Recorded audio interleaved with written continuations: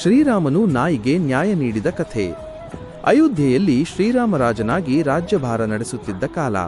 ಅವನು ನ್ಯಾಯಪ್ರಿಯನಾಗಿದ್ದು ಎಲ್ಲರಿಗೂ ಸಮಾನ ನ್ಯಾಯ ನೀಡುತ್ತಿದ್ದನು. ಒಂದು ದಿನ ಅರಮನೆ ಮುಂದೆ ಒಂದು ನಾಯಿ ಬಂದು ಅಳಲು ತೋಡಿತು. ಅದನ್ನು ಕಂಡ ಲಕ್ಷ್ಮಣ ಆಶ್ಚರ್ಯಪಟ್ಟು ನಾಯಿಯನ್ನು ರಾಜಸಭೆಗೆ ಕರೆದುಕೊಂಡು ಹೋದನು. ಶ್ರೀರಾಮನು ನಾಯಿಯನ್ನು ಕೇಳಿದನು, ನಿನಗೆ ಏನು ಅನ್ಯಾಯವಾಗಿದೆ? ಆ ನಾಯಿ ಹೇಳಿತು, ಸ್ವಾಮಿ, ಒಂದು ಬ್ರಾಹ್ಮಣನು ಕಾರಣವಿಲ್ಲದೆ ನನ್ನನ್ನು ಹೊಡೆದಿದ್ದಾನೆ. ನನಗೆ ನ್ಯಾಯ ಬೇಕು. ರಾಮನು ಆ ಬ್ರಾಹ್ಮಣನನ್ನು ಕರೆಯಿಸಿ ವಿಚಾರಿಸಿದನು. ಬ್ರಾಹ್ಮಣನು ತನ್ನ ತಪ್ಪನ್ನು ಒಪ್ಪಿಕೊಂಡನು. ಆಗ ರಾಮನು ನಾಯಿಯನ್ನು ಕೇಳಿದನು, ಈತನಿಗೆ ಯಾವ ಶಿಕ್ಷೆ ನೀಡಬೇಕು ಎಂದು ನೀನೇ ಹೇಳು. ನಾಯಿ ಸ್ವಲ್ಪ ಯೋಚಿಸಿ ಹೇಳಿತು, ಈ ಬ್ರಾಹ್ಮಣನನ್ನು ಒಂದು ಮಠದ ಮುಖ್ಯಸ್ಥನನ್ನಾಗಿ ಮಾಡಿರಿ. ಸಭೆಯಲ್ಲಿದ್ದವರು ಇದನ್ನು ಕೇಳಿ ಆಶ್ಚರ್ಯಪಟ್ಟರು. ಶಿಕ್ಷೆಯ ಬದಲು ಇದು ಬಹುಮಾನವಂತೆ ಕಂಡಿತು. ಆಗ ನಾಯಿ ತನ್ನ ಹಿಂದಿನ ಜನ್ಮದ ಕಥೆಯನ್ನು ಹೇಳಿತು.